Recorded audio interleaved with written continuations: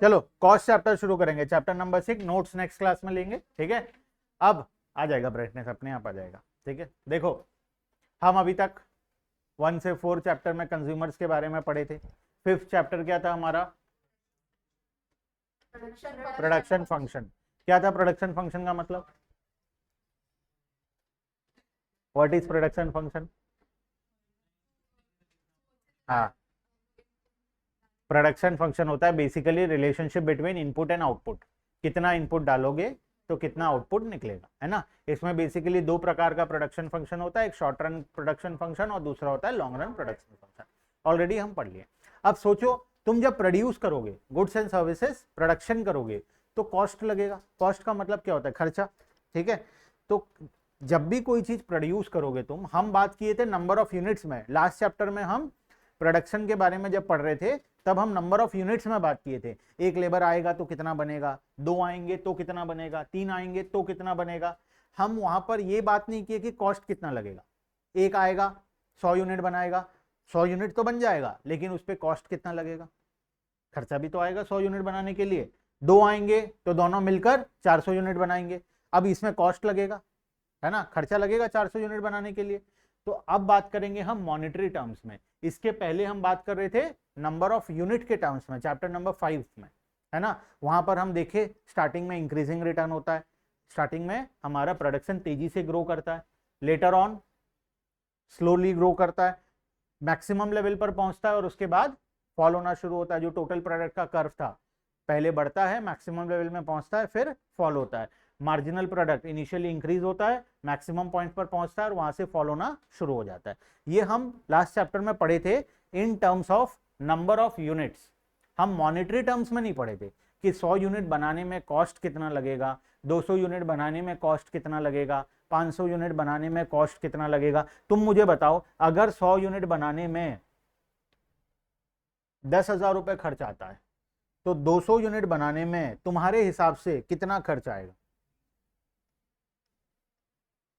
तुम्हारे हिसाब से कितना खर्च आना चाहिए? अगर 100 यूनिट बनाने में टोटल कॉस्ट हमारा 10,000 रुपए लगता है तो 200 यूनिट बनाने के लिए कॉस्ट कितना लगेगा? वैसे देखकर लग रहा है 20,000 लगना चाहिए। पर यूनिट कॉस्ट कितना हुआ? 100 रुपए। 100 यूनिट बनाए, 100 रुपए के हिसाब से 10,000 रुपए लगा। 200 यूनिट बनाएंगे 100 रुपए के हिसाब से कितना पड़ेगा? 20,000। लेकिन खुद सोचो, क्या 20,000 लगेगा? क्यों नहीं लगेगा 20,000? क्योंकि बहुत सारा खर्चा तो इसमें फिक्स्ड होगा, जो कि नंबर ऑफ यूनिट्स के इंक्रीज होने से बढ़ेगा नहीं। जैसे मान लो लेबर का सैलरी है, लेबर 100 यूनिट बनाए, 200 यूनिट बनाए, सैलरी सेम लेगा, ठीक है। हाँ, नंबर ऑफ लेबर अगर बढ़ेंगे तो सैलरी बढ़ेगा, अगर नंबर ऑफ लेबर नहीं बढ़ते हैं तो। अच्छा, इसमें मान लो तुम्हारा गोडाउन का रेंट है, 10,000 रुपए में 2,000 रुपए रेंट था। जिस गोडाउन में तुम मैन्युफैक्चरिंग करोगे, जो फैक्ट्री का रेंट था, क्या 200 यूनिट बनाओगे तो फैक्ट्री का रेंट इंक्रीज होगा?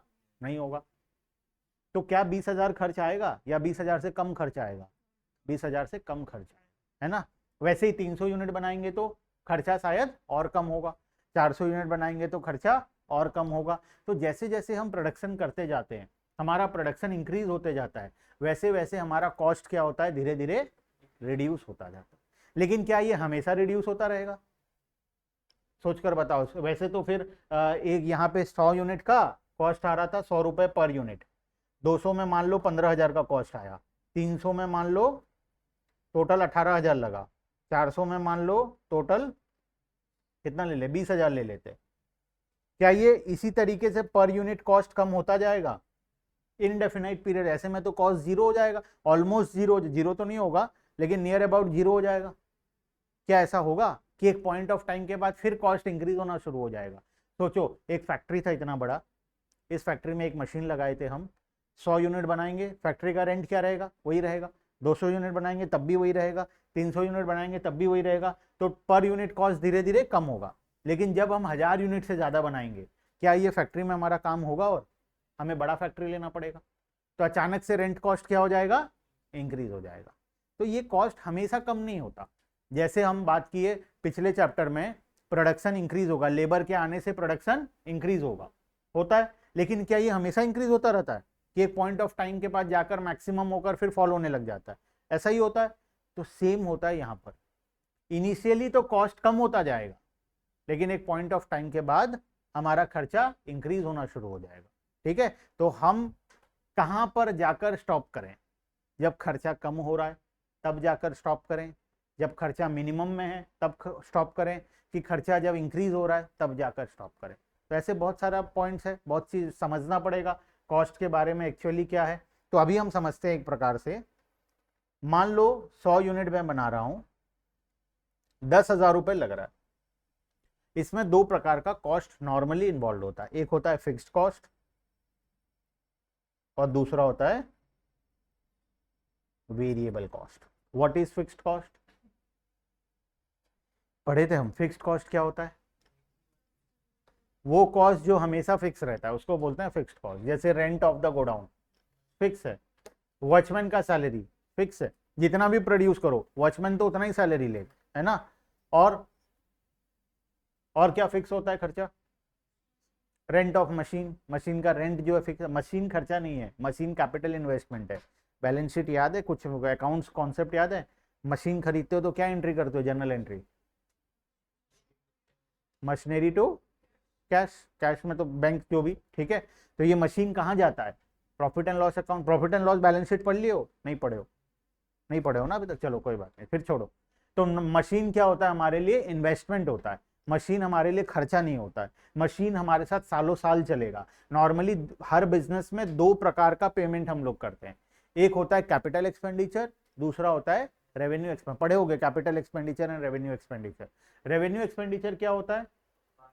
वो एक्सपेंडिचर जो बार बार लगेगा और जिसका बेनिफिट हमें सिर्फ उसी साल में मिलेगा और नेक्स्ट ईयर में या आने वाले सालों में बेनिफिट नहीं मिलेगा। जैसे स्टाफ का सैलरी, वो जिस मंथ में काम किया है उसी मंथ में हमें बेनिफिट मिलेगा और हमें हर महीना उसको सैलरी देना पड़ेगा। रॉ मटेरियल का कॉस्ट हर महीना हमेशा जितनी बार प्रोड्यूस करेंगे उतनी बार पे करना पड़ेगा। लेकिन मशीन एक बार खरीदेंगे 10 साल चलाएंगे। जैसे इस क्लासरूम में एसी कितने साल से चल रहा है? ये एसी 3-4 साल से चल रहा है और शायद 5-7 साल और चल जाए ये, है ना। तो एसी का जो कॉस्ट है ये क्या हर साल देना पड़ता है? एक बार देना पड़ता है और ये सालों साल हमें इसका बेनिफिट मिलता रहेगा। तो this is a capital expenditure. Projector capital expenditure है, लैपटॉप कंप्यूटर कैपिटल एक्सपेंडिचर है, फर्नीचर कैपिटल एक्सपेंडिचर है। इंटरनेट क्या है? रेवेन्यू, हर महीने रिचार्ज करना पड़ता है ना, तभी होगा। जूम आईडी हर महीने रिचार्ज करना पड़ता है, तो वो रेवेन्यू एक्सपेंडिचर। बात समझ गए? तो दो प्रकार के एक्सपेंडिचर होते हैं, एक रेवेन्यू और एक कैपिटल, ठीक है। तो कॉस्ट हम जब डिवाइड करते हैं किसी भी चीज का तो हम दो तरीके से डिवाइड करते हैं, एक फिक्स्ड कॉस्ट और दूसरा वेरिएबल कॉस्ट। फिक्स्ड कॉस्ट वो कॉस्ट होता है जो हमेशा फिक्स रहता है। कैपिटल एक्सपेंडिचर, रेवेन्यू एक्सपेंडिचर अलग चीज है, फिक्स्ड कॉस्ट, वेरिएबल कॉस्ट अलग चीज है। दोनों का एक दूसरे से कोई लेना देना नहीं है। हम कैपिटल इसीलिए पढ़े क्योंकि कोई एक मशीन बोला था अभी खर्चा में, इसीलिए मैं तुम्हें कैपिटल एक्सपेंडिचर और रेवेन्यू एक्सपेंडिचर बताया, ठीक है। तो कैपिटल और रेवेन्यू से हमें कोई लेना देना नहीं है हमारे पूरे इकोनॉमिक्स में। हमें लेना देना है fixed cost and variable cost से। फिक्स्ड कॉस्ट क्या होता है? वो खर्चा जो हमेशा फिक्स रहता है, जो नॉर्मली फिक्स रहता है, हमेशा तो नहीं बोल सकते लेकिन जो नॉर्मली फिक्स रहता है, ठीक है। जैसे रेंट ऑफ द गोडाउन या रेंट ऑफ द मशीनरी या rent of factory, basically rental expense जो होता है वो फिक्स रहता है, सैलरी जो रहता है वो फिक्स रहता है, ठीक है। उसके बाद और क्या चीज फिक्स रहता है? मंथली फिक्स रहता है, जो हमेशा एक फिक्स अमाउंट देंगे वो हमेशा फिक्स रहेगा, वो बार बार बदलेगा नहीं चाहे तो। अच्छा, इंटरनेट क्या है? फिक्स है वेरिएबल है? इंटरनेट फिक्स है वेरिएबल है? फिक्स है। हर महीना सेम वही अमाउंट का रिचार्ज होता है। इंटरनेट तुम चाहे दिन में ज्यादा इंटरनेट चलाओ या कम चलाओ या ना चलाओ, उसको उतना ही पेमेंट करना पड़ेगा। बात समझ में आया? वेरिएबल एक्सपेंडिचर वो एक्सपेंडिचर होता है जो तुम्हारे यूसेज के हिसाब से लगता है। ज्यादा यूज करोगे तो ज्यादा लगेगा, कम यूज करोगे तो कम लगेगा। इलेक्ट्रिसिटी ज्यादा यूज करोगे तो मीटर का रीडिंग ज्यादा आएगा और ज्यादा पेमेंट करना पड़ेगा, कम यूज करोगे तो कम लगेगा। फैक्ट्री बंद रहेगा तो इलेक्ट्रिसिटी का खर्चा ही नहीं लगेगा, मशीन ही बंद है तो इलेक्ट्रिसिटी कहां से लगेगा। पेट्रोल डीजल, स्कूटी में, बाइक में, जनरेटर में पेट्रोल डीजल का खर्चा क्या है? वेरिएबल है। जनरेटर चलेगा तो पेट्रोल लगेगा, नहीं चलेगा तो नहीं लगेगा। स्कूटी, बाइक, गाड़ी चलेगा तो लगेगा, नहीं चलेगा तो नहीं लगेगा। जिस दिन ज्यादा चलाओगे उस दिन ज्यादा लगेगा, रेजिन कम चलाओगे कम लगेगा। इसको बोलते हैं वेरिएबल, जो डिपेंड करता है on the basis of your usage और on the basis of output, उसको हम लोग बोलते हैं वेरिएबल, ठीक है। और फिक्स वो होता है जो हमेशा फिक्स रहता है। जो मंथली फिक्स है या ईयरली फिक्स है, एक बार पेमेंट कर दिए, महीने भर में ज्यादा यूज करो कम यूज करो ना यूज करो कोई मतलब नहीं है, वो पैसा तो तुम्हें देना पड़ेगा। बात समझ में आ गया। रेंट ऑफ द गोडाउन, चाहे सामान रखो ना रखो, खाली पड़ा रहे फुल रहे, कोई मतलब नहीं है, रेंट तो सेम रहेगा, उतना का उतना देना पड़ेगा। बात समझ में आ गया, ठीक है। चलो आ जाता है मीनिंग ऑफ कॉस्ट। अच्छा, दो कॉस्ट और पढ़ेंगे, एक एक्सप्लिसिट कॉस्ट होता है और दूसरा इम्प्लिसिट कॉस्ट होता है। चलो एक एग्जांपल लेते हैं बढ़िया सा, बुक में बाद में आते हैं। मान लो तुम सीए बन गए, ठीक है। अब तुम्हारे पास क्या ऑप्शन है? दो ऑप्शन है, इधर तुम खुद का बिजनेस या प्रैक्टिस करोगे या फिर जॉब में जाओगे, तो दोनों ऑप्शन ले लेते हैं।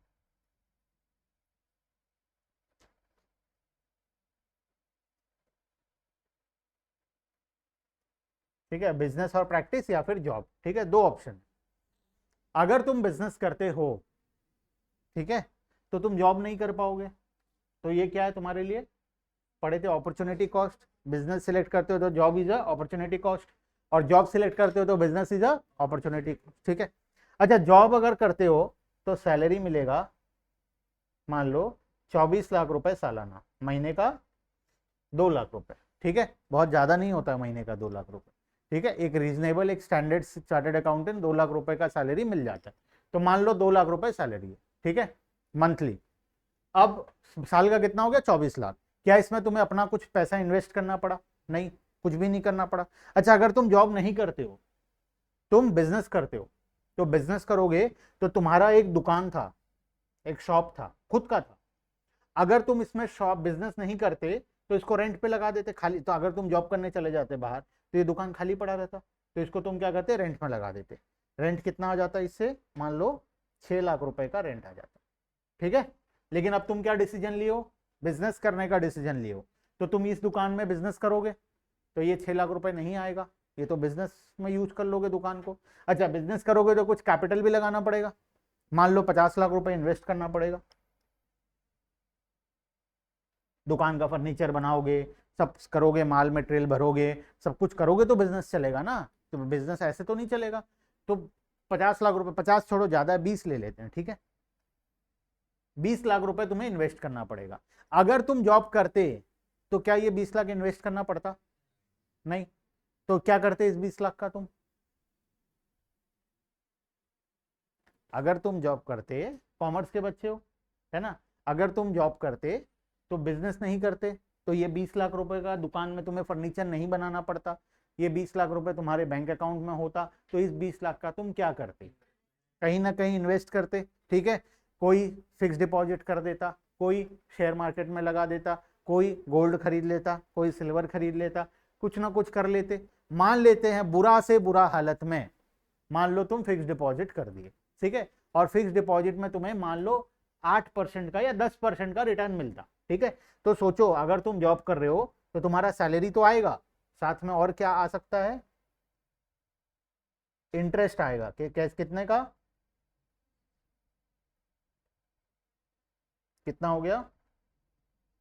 साल का 2 लाख रुपए का इंटरेस्ट इनकम है, जो कि तुम जॉब करोगे तो वो नहीं मिलेगा तुम्हें, ठीक है। अच्छा, तुम अगर सॉरी, अगर तुम बिजनेस करोगे तो वो नहीं मिलेगा तुम्हें। अच्छा, अगर जॉब करोगे तो एक और फायदा भी है, रेंट भी मिलेगा, रेंट मिलेगा ना, रेंट कितना? ये दुकान भाड़ा में लगा देंगे। अगर तुम जॉब करने बाहर चल जाओगे तो दुकान में ताला मार के थोड़ी रखोगे, किसी ना किसी को तो भाड़ा में लगाओगे ना। तो 6 लाख रुपए का तुम्हें क्या मिल जाएगा? रेंट भी मिल जाएगा। बात समझ में आया? तो अगर तुम जॉब करते हो तो तुम्हारा इनकम कितना हो जाएगा? 32 के आसपास हो जाएगा। वैसे तो सैलरी कितना है?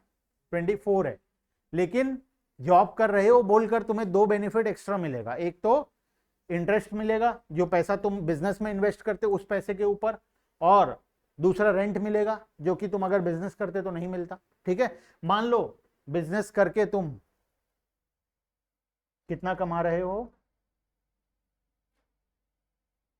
30 लाख कमा रहे हो, बिजनेस करके, इन्वेस्टमेंट करके, खुद के दुकान में माल मटेरियल भर के साल में कितना कमा रहे हो, 30 लाख रुपए कमा रहे हो, तो तुम्हारे लिए बेटर डिसीजन कौन सा है, बिजनेस और जॉब। सिर्फ मॉनेटरी टर्म्स में बात करना है, उस टर्म्स में मत बोलना कि मुझे तो बिजनेस ही करना है, मुझे जॉब अच्छा नहीं लगता, ये नहीं लगता। अभी हम मॉनेटरी टर्म्स में बात कर रहे हैं, ठीक है। मॉनेटरी टर्म्स में जहां ज्यादा फायदा होगा हम वो करेंगे, ठीक है। तो बताओ क्या करना चाहिए। वैसे कंपेयर करोगे तो सैलरी कितना मिल रहा है, 24, और यहाँ कितना कमा रहे हो, 30। कितना दिखाई दे रहा है, क्या करना चाहिए, जॉब दिखाई दे रहा है, जॉब करना, सॉरी बिजनेस करना चाहिए। लेकिन रियलिटी में अगर तुम कैलकुलेट करोगे तो कितना आ रहा है, इधर इधर 32 का इनकम आ रहा है, ठीक है। This is 32। बात समझ में आया। तो बिजनेस करने का दो कॉस्ट और है, बिजनेस करने में तुम्हें दो एक्स्ट्रा कॉस्ट पेमेंट करना पड़ रहा है। एक इंटरेस्ट का लॉस हो रहा है तुम्हें, दूसरा रेंट का लॉस हो रहा है। अगर तुम बिजनेस करते हो तो दो ठो लॉस तुम्हें और हो रहा है। कौन कौन सा लॉस हो रहा है, इंटरेस्ट प्लस रेंट। अगर ये दोनों लॉस को सहने के बावजूद भी अगर बिजनेस में प्रॉफिट ज्यादा है तो हम बिजनेस करेंगे, अदरवाइज हम बिजनेस नहीं करेंगे। तो ये दो कॉस्ट को क्या बोलते हैं पता है, implicit cost. This two type of cost are known as implicit cost. ये कॉस्ट किसी को दिखाई नहीं देता। अगर तुम बिजनेस करोगे, कोई भी बिजनेसमैन कोई भी दुकान खोल के बैठा है, तुम्हें वो कॉस्ट दिखाई नहीं देगा। तुम जब भी उसका प्रॉफिट निकालोगे देखोगे सैलरी इतना पेमेंट कर रहा है, रेवेन्यू इतना है, इतना रुपए प्रॉफिट है। लेकिन दो प्रकार का कॉस्ट और है। एक तो है रेंटल कॉस्ट, जो उस दुकान का रेंटल वैल्यू है, अगर वो दुकान का खुद मालिक है तो। अगर वो भाड़े में लिया तब तो रेंटल कॉस्ट तो आएगा ही आएगा, लेकिन मान लो अगर वो खुद मालिक है तो उस केस में उसका रेंटल वैल्यू भी तुम्हें ऐड करना पड़ेगा, और वहां पर दुकान में जितना पैसा वो इन्वेस्ट किया है उसका इंटरेस्ट कॉस्ट भी करना पड़ेगा। बात समझ रहे हो। जैसे यहाँ पे अगर हम निकाले, इस क्लासरूम का निकाले, अगर ये क्लासरूम में कोचिंग नहीं चल रहा होता तो शायद मैं इसे भाड़े में लगा देता, ठीक है। भाड़े में लगा देता तो कितना भाड़ा मिल जाता, मान लो 5,000 रुपये मिल जाता। तो क्लासरूम चलाने के लिए मुझे 5,000 रुपये का इनकम नहीं हो रहा, तो इस क्लासरूम को चलाने का खर्चा कितना हुआ, 5,000 रुपये। बात समझ में। अच्छा, यहाँ पे इन्वेस्टमेंट भी हुआ है कुछ, जो भी थोड़ा मोड़ा हुआ है, इस इन्वेस्टमेंट के ऊपर इंटरेस्ट भी लगेगा। अगर मैं ये पैसा यहाँ इन्वेस्ट नहीं करता तो इसको कहाँ रखता, बैंक में फिक्स डिपॉजिट में रखता। मान लो 5 लाख रुपए इन्वेस्ट किया, तो ये 5 लाख रुपए को मैं बैंक में एफडी कर देता, इस पर मुझे 10% का इंटरेस्ट मिलता, तो मेरा 50,000 का और खर्चा हो गया। बात समझ में आया। तो जब भी बिजनेस डिसीजन लिया जाता है तब implicit cost plus explicit cost दोनों को देखा जाता है, ठीक है। एक्सप्लिसिट कॉस्ट तो सबको दिखाई देता है, एक्सप्लिसिट कॉस्ट सबके सामने है, कोई छुपा हुआ नहीं है। जैसे एक्सप्लिसिट मतलब वो कॉस्ट जो तुम बाहर वाले को पे कर रहे हो। खुद के दुकान में अगर तुम बिजनेस करोगे तो क्या खुद को रेंट पे करोगे, नहीं।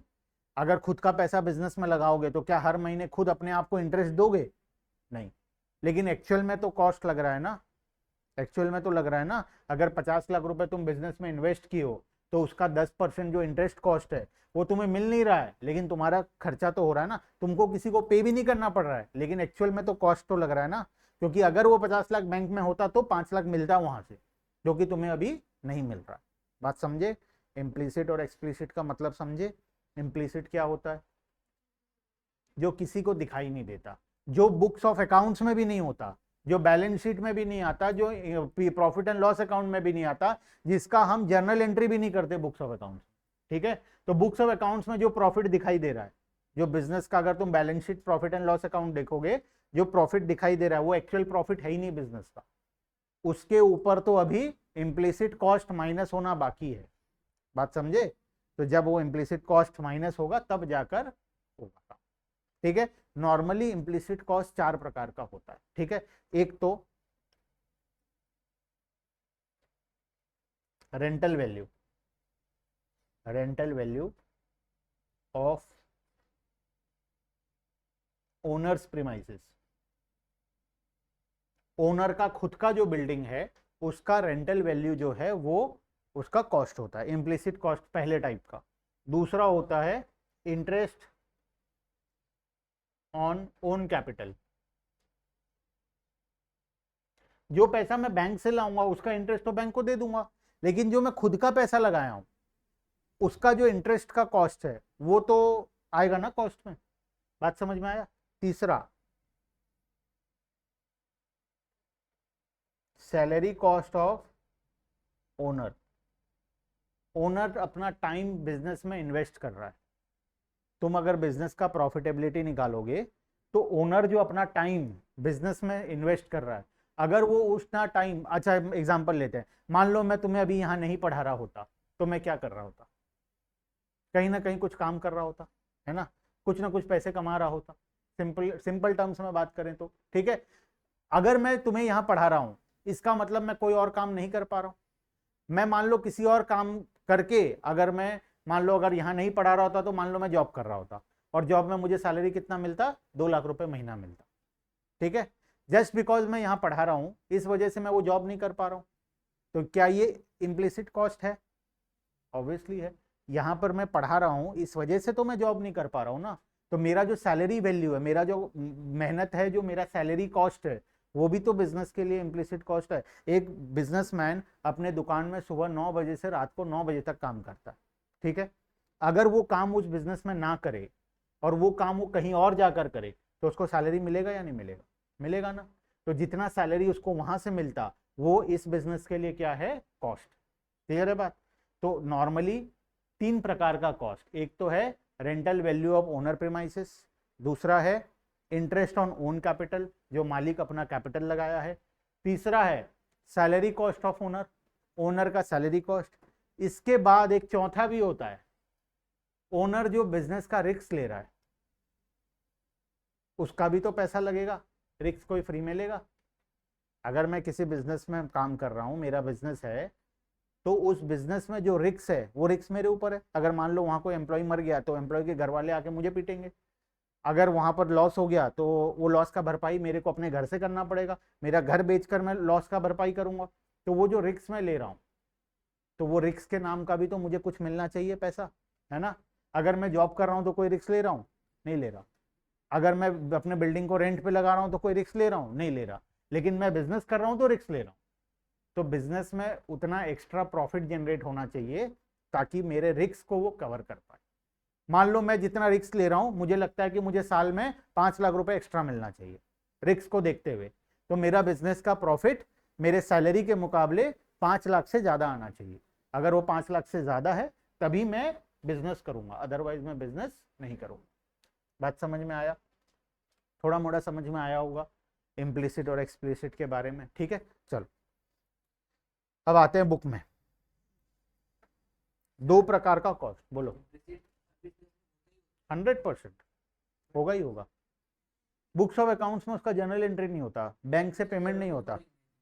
कैसे? बिल्डिंग का कॉस्ट हम रेंट कम होता, कम होता तो क्या हुआ, 1 रुपए भी होता तो 1 रुपए तो इम्प्लिसिट कॉस्ट होता ना।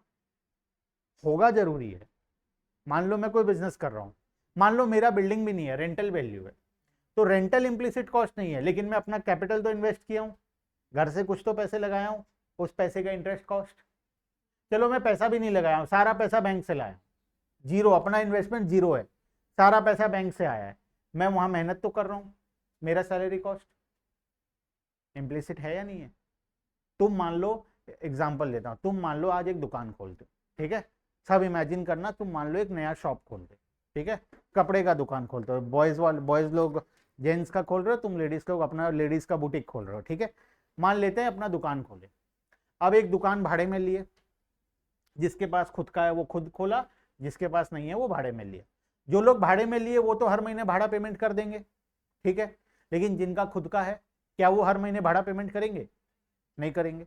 लेकिन अगर वो वहां पर दुकान नहीं करते तो क्या वो जमीन को भाड़े में लगा देते? वो लोग लगा देते।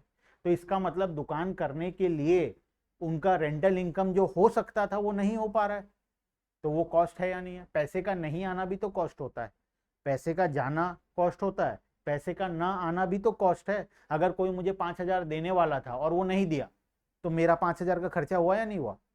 अगर मुझे कहीं से 1 लाख मिलने वाला था और नहीं मिला तो 1 लाख का नुकसान हुआ या नहीं हुआ? मेरा हुआ ना। तो पैसे का ना आना भी क्या होता है? कॉस्ट होता है, ठीक है। पैसे का ना आना भी पैसे का जाना ही होता है। पैसे जाने से जितना प्रॉब्लम होता है, पैसा नहीं आने से भी उतना ही प्रॉब्लम होता है। क्लियर है बात? तो जो रेंटल वैल्यू है वो इम्प्लिसिट कॉस्ट है। मान लो चलो सबको ही भाड़े में लिए हो, रेंटल वैल्यू हर महीने पेमेंट कर देते हो, तो there is no implicit cost. अब second type of implicit cost मतलब दुकान ऐसे ही फ्री में खुल जाएगा, इन्वेस्टमेंट करना पड़ेगा। हर कोई 10-10 लाख रुपए अपना इन्वेस्ट कियो, तो इस 10 लाख रुपए का जो इंटरेस्ट है, ये इंटरेस्ट क्या हर महीने अपने आप को दोगे तुम? नहीं दोगे। ओनर क्या हर महीने इंटरेस्ट का पैसा निकालता है बिजनेस से? नहीं निकालता है। क्या जर्नल एंट्री कभी देखे हो इंटरेस्ट, ओनर को इंटरेस्ट देते हुए? सिर्फ पार्टनरशिप फर्म का किए हो तो देखे होगे। पार्टनरशिप फर्म पढ़ लिए? नहीं पढ़े, तुम तो अभी 11th में हो, ठीक है। तो पार्टनरशिप फर्म कंपनीज में होता है, लेकिन हम हमारे बिजनेस में कभी भी अपने आप को इंटरेस्ट नहीं देते। मैं हर महीने यहाँ 5 लाख इन्वेस्ट किया हूँ, तो हर महीने अपने आप को 5,000 इंटरेस्ट नहीं देता हूँ, ठीक है। तो ये जो पैसा मैं इन्वेस्ट किया हूँ, इस पर इंटरेस्ट कॉस्ट आ जाएगा। मान लो चलो मैं 1 रुपए भी इन्वेस्ट नहीं किया हूँ, सारा पैसा बैंक से लाया हूँ, हर महीने बैंक को इंटरेस्ट दे देता हूँ, खत्म बात। लेकिन मैं सुबह से शाम काम तो कर रहा हूँ। अगर मैं ये काम बिजनेस में नहीं कर रहा होता तो कहीं और कर रहा होता, मान लो चाय ठेला में कर रहा था, 5,000 मिलता मुझे, तो 5,000 का तो कॉस्ट लग रहा है ना। जो रेवेन्यू मैं बाहर जाकर कमा सकता था, जस्ट बिकॉज अपने बिजनेस में काम कर रहा हूं, तो वो रेवेन्यू नहीं कमा पा रहा हूं, तो वो 5,000 मेरे लिए क्या है? कॉस्ट है। बात समझ में आया?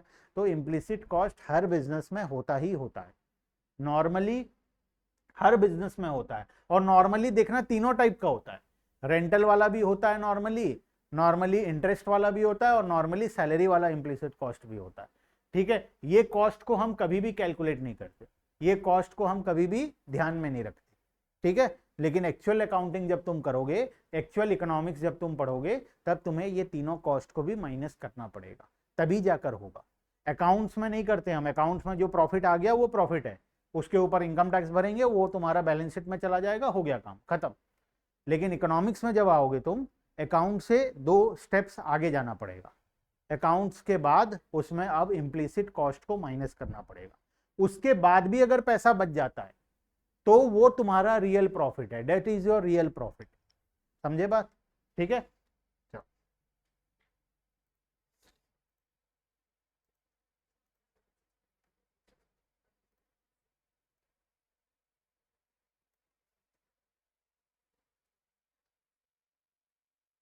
मीनिंग ऑफ कॉस्ट आ जाओ।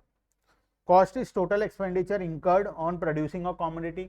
नॉर्मली 2 प्रकार का कॉस्ट होता है, एक एक्सप्लिसिट कॉस्ट, दूसरा इम्प्लिसिट कॉस्ट। स्कूल में पढ़ाए होंगे एक्सप्लिसिट इम्प्लिसिट, क्या पढ़ाए थे? Very good. इम्प्लिसिट जो खुद के लिए करते हैं, कभी रियल में होता है ऐसा? ऐसा होता नहीं है रियल में। एक्सप्लिसिट तो ठीक है, जो बाहर वाले को पेमेंट करेंगे, कोई लेबर मेरे लिए काम करेगा उसको सैलरी देंगे, मैं किसी का प्रीमाइस भाड़े में लूंगा उसको भाड़ा दूंगा, बैंक से लोन लाऊंगा उसको इंटरेस्ट दूंगा। जो बाहर वालों को पेमेंट करते हैं वो तो एक्सप्लिसिट कॉस्ट होता है, वो तो सबको पता है, ठीक है।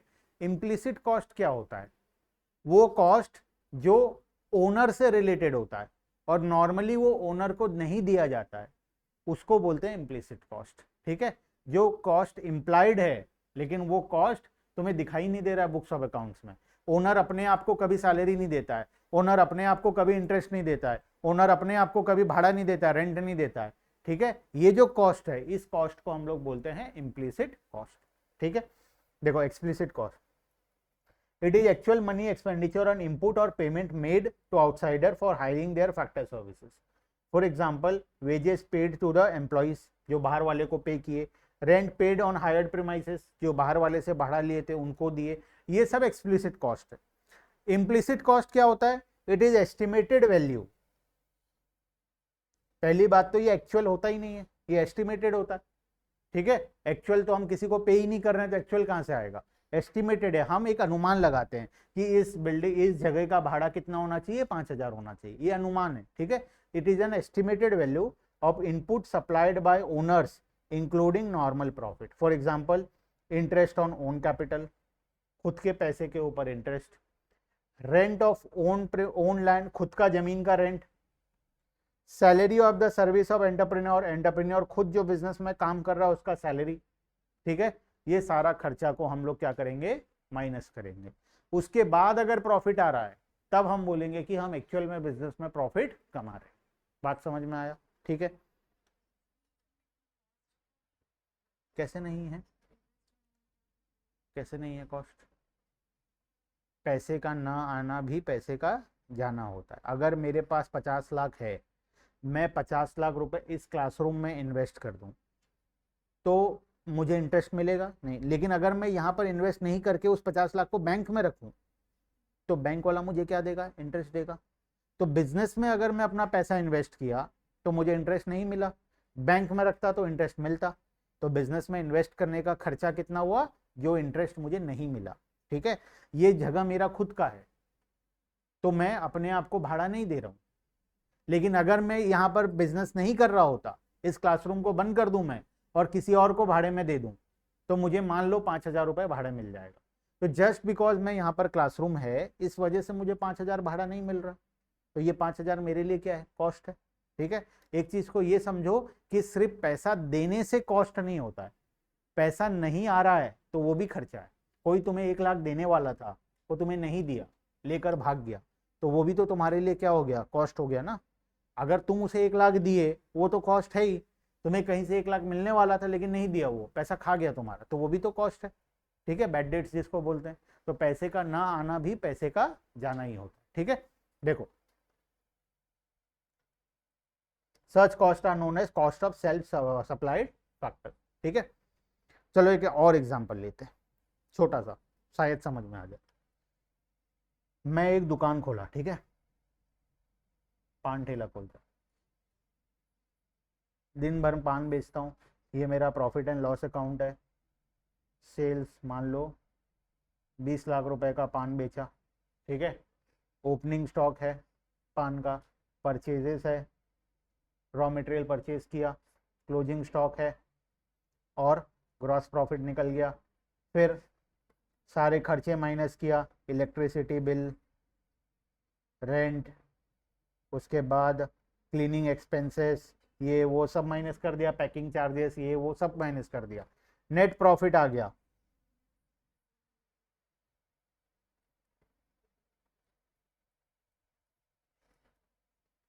6 लाख रुपए। ठीक है, मैं सुबह से शाम अपने दुकान में पान बेचता हूँ और साल भर में मैं कितना कमाया, 6 लाख रुपए कमाया। ठीक है, क्या सच में मैं 6 लाख रुपए कमाया? क्या मेरे बिजनेस का प्रॉफिट 6 लाख रुपए हुआ? क्या ये बिजनेस मुझे आगे कंटिन्यू करना चाहिए या बंद कर देना चाहिए? तो मैं इसके लिए अब कैलकुलेशन शुरू करूंगा। अकाउंट्स में यहीं तक होता है, अकाउंट्स में दिखता है 6 लाख का प्रॉफिट है। ठीक है, लेकिन इकोनॉमिक्स इससे 2 स्टेप थोड़ा और आगे जाएंगे। अब सोचो 6 लाख रुपए मैं कैसे कमा रहा हूं? सुबह से रात मेहनत कर रहा हूं, दिन भर मेहनत कर रहा हूं, पूरा 365 दिन हर रोज दुकान खोला, सुबह से शाम मेहनत किया, तो साल भर में कितना रुपए कमाया मैं? 6 लाख रुपए। अगर मैं दुकान नहीं जाता और यही मेहनत में अगर किसी और बिजनेस के पास जॉब करता तो मुझे वहां सैलरी कितना मिलता? मान लो वहां मुझे 5 लाख रुपए सैलरी मिल जाती। ठीक है, तो मान लेते हैं मैं पान ठेला नहीं खोलता और उसके जगह क्या करता, जॉब करता। ठीक है, तो सैलरी कितना मिलता? अच्छा, पान ठेला खोला हूं, दुकान खोला हूं, तो कुछ इन्वेस्टमेंट भी किया होगा। मान लो मैं इस दुकान को खोलकर चलाने के लिए 2 लाख रुपए इन्वेस्ट किया था, 2 लाख रुपए का ठेला वेला बनवाया था। ठीक है, तो 2 लाख रुपए इन्वेस्ट किया था। अच्छा, अगर ठेला नहीं खोलता तो ये 2 लाख का मैं क्या करता, बैंक में फिक्स डिपॉजिट कर देता, मुझे वहां से इंटरेस्ट कितना मिल जाता? 20,000 रुपए इंटरेस्ट मिल जाता। ठीक है, मैं दूसरा सिनेरियो ले रहा हूं। फर्स्ट सिनेरियो तो ये है मैं पान ठेला चला रहा हूं, दूसरा सिनेरियो ये है कि मैं पान ठेला को बंद कर दूं और मैं कुछ और करूं। ठीक है, तो अगर मैं कुछ और करूंगा तो मेरा जो कैपिटल यहाँ इन्वेस्टेड था वो बैंक में फिक्स डिपॉजिट कर दूंगा और मैं जहां काम करूंगा वहां से मुझे सैलरी मिल जाएगा। साथ में ये जो पान ठेला मैं खोला था, जिस दुकान में खोला था, ये दुकान मेरा खुद का था। अब अगर मैं जॉब करने चला जाऊंगा तो इस दुकान को क्या करूंगा, भाड़े में लगा दूंगा। तो भाड़ा कितना आएगा, मान लो 10,000 रुपए महीने के हिसाब से, टोटल कितना मिल जाएगा? अगर मैं पान ठेला बंद कर दूं और जॉब करने लगूं तो टोटल कितना मिलेगा? 6,40,000। पान ठेला में कितना कमा रहा हूं? 6 लाख। तो रियलिटी में मैं कमा रहा हूं या नहीं कमा रहा हूं? रियलिटी में मेरा प्रॉफिट हो रहा है या लॉस हो रहा है? पान ठेला चलाने की वजह से मुझे प्रॉफिट हो रहा है या लॉस हो रहा है? लॉस हो रहा है। रियलिटी में मैं 40,000 का हर साल लॉस कर रहा हूं। अगर मैं पान ठेला बंद कर दूंगा, कुछ और करूंगा, तो मुझे ज्यादा प्रॉफिट होगा, मेरे पास ज्यादा पैसा आएगा। कितना आएगा? 6,40,000 आएगा। अभी पान ठेला चला रहा हूं तो कितना आ रहा है? 6 लाख आ रहा है। तो रियलिटी में मुझे 40,000 का नुकसान हो रहा है। बात समझ में आया? लेकिन कोई अगर बैलेंस शीट देखेगा, प्रॉफिट एंड लॉस अकाउंट देखेगा, तो उसको क्या दिखाई देगा? ये तो बहुत ज्यादा प्रॉफिट कमा रहा है, 6 लाख का प्रॉफिट कमा रहा है, लेकिन रियलिटी क्या है? 40,000 का नुकसान हो रहा है। बात समझ में आया? तो बिकॉज अकाउंटिंग में सिर्फ और सिर्फ एक्सप्लिसिट कॉस्ट होता है, इकोनॉमिक्स में एक्सप्लिसिट प्लस इम्प्लिसिट दोनों कॉस्ट को लिया जाता है। क्लियर है बात? ठीक है, चलो, this 3 are known as implicit cost.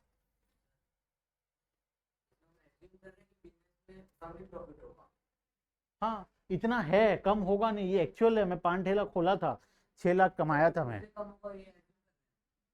कहाँ कम होगा एज्यूम कर रहे हैं? मान लो मेरा पान ठेला है अभी, ठीक है, मैं सच में पान ठेला चला रहा हूँ अभी, 6 लाख रुपए कमा रहा हूँ। अगर मेरे पास एक जॉब अपॉर्चुनिटी है 5 लाख कमाने का, मैं जो 2 लाख रुपए इन्वेस्ट किया उसको यहाँ से निकाल लूँ और इंटरेस्ट कर दूँ तो 20,000 कमाऊंगा, और इस दुकान को भाड़े में लगा दूँ तो कितना आएगा? 10,000 पर मंथ, 1,20,000, तो टोटल कितना आ जाएगा? 6,40,000। बात समझे? तो रियलिटी में क्या हो रहा है? मुझे 40,000 का नुकसान हो रहा है। क्लियर है बात? लेकिन ये नुकसान किसी को दिखाई नहीं दे रहा, ये लॉस किसी को दिखाई नहीं दे रहा। क्यों नहीं दिखाई दे रहा? बिकॉज वो इम्प्लिसिट कॉस्ट है। इम्प्लिसिट कॉस्ट हमेशा हिडन कॉस्ट होता है, इम्प्लिसिट कॉस्ट किसी को कभी दिखाई नहीं देता। ठीक है, चलो, तो इसके बाद का आगे का टॉपिक हम लोग नेक्स्ट क्लास में कंटिन्यू करेंगे।